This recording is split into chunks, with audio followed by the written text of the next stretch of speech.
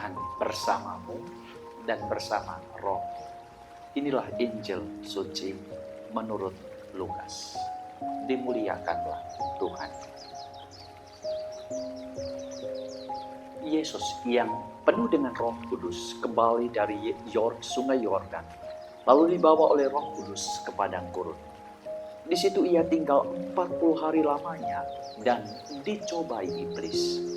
Selama di situ ia tidak makan apa-apa dan sesudah waktu itu ia lapar. Lalu berkatalah iblis kepadanya, "Jika engkau anak Allah, suruhlah batu ini menjadi roti."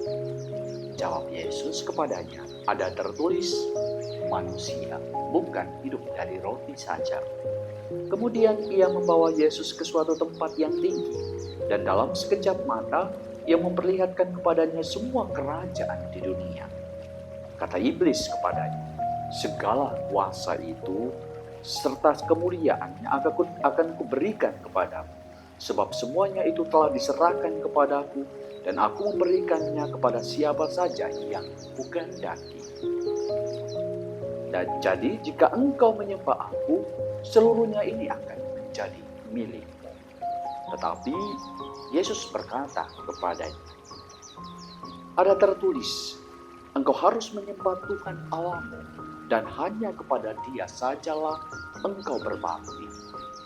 Kemudian ia membawa Yesus ke Yerusalem dan menempatkannya dia di hubungan bait Allah, lalu berkata kepadanya, "Jika engkau anak Allah, jatuhkanlah dirimu dari sini ke bawah, sebab ada tertulis mengenai engkau, ia akan memerintahkan malaikat-malaikatnya untuk melindungi engkau, dan mereka akan menatang engkau di atas tangannya, supaya kakimu jangan terantuk kepada batu." Yesus menjawab kepadanya, "Ada firman, jangan engkau mencobai Tuhan Allahmu." Sesudah iblis mengakhiri semua pencobaan itu, ia mundur daripadanya dan menunggu waktu yang baik. Demikianlah sabda Tuhan. Terpujilah Kristus.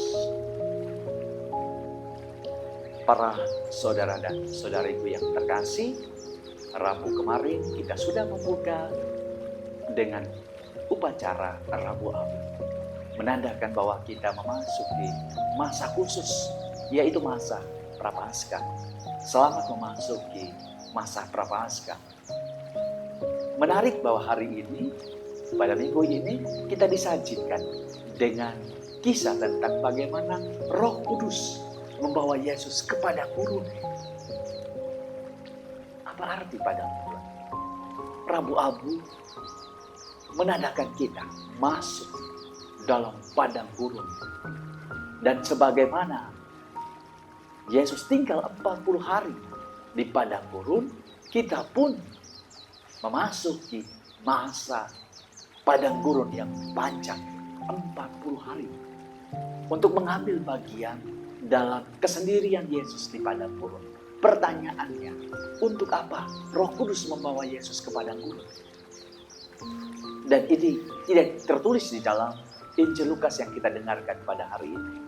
Tentu padang gurun itu melambangkan kegersakan. Padang gurun di mana kita hidup hanya mengandalkan Allah. Hidup dalam keterbatasan. Dan yang paling penting, dan ini yang dikatakan oleh Lukas, ketika hidup dalam keterbatasan, iblis datang mencoba Yesus.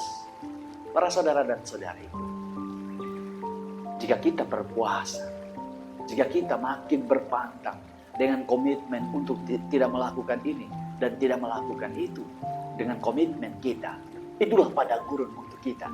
Kita mengambil langkah-langkah, cara-cara yang radikal untuk memaknai masa Prapaskah ini. Dan di saat yang sama, iblis akan menggoda kita. Pertanyaannya, cobaan apa saja yang didatangkan dari iblis? Pertama, dikatakan dalam Injil, Yesus lapar. Kita pun dalam masa puasa, kita pun lapar.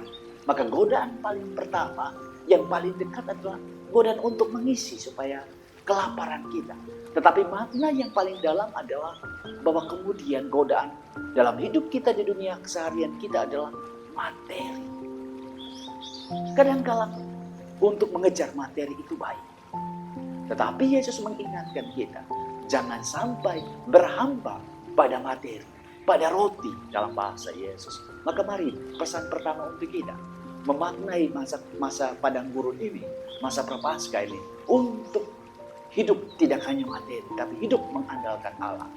Pesan yang kedua, kata yang digunakan oleh Yesus, oleh setan adalah kuasa, jabatan. Maka para saudara dan saudariku yang terkasih, jabatan kuasa itu menarik, tetapi sekaligus menantang kita untuk bagaimana tidak berhamba pada kekuasaan, tidak mencari cara yang salah untuk mengejar kekuasaan. Tidak ada persaingan yang tidak sehat untuk mengejar jabatan, posisi, dan seterusnya. Maka mari kita dalam hidup ini menjadi orang benar. Jabatan itu hanya menunjang kita untuk pelayanan.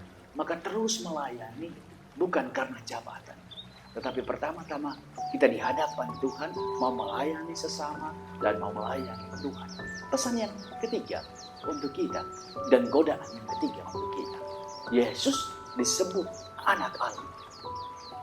Maka di titik kelemahan yang mau disentuh oleh setan adalah bagaimana kemudian sebagai anak Allah dia menyembah iblis.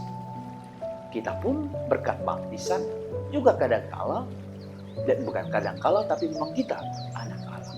Dan tentu iblis menggoda kita dengan status kita sebagai anak Allah.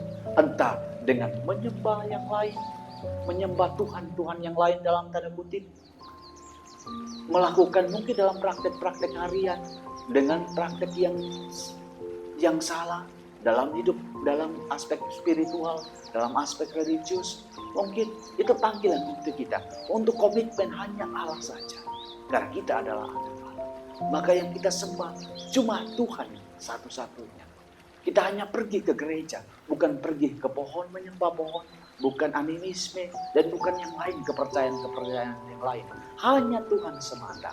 Maka mari kita dalam masa prapaskah ini masuk sungguh-sungguh ke padang gurun seperti Tuhan, membiarkan diri untuk mengosongkan diri di hadapan Tuhan, menahan diri untuk hal materi, kuasa, dan segala macam penyembahan-penyembahan berhala dalam tanda kutip dalam hidup kita sehari-hari.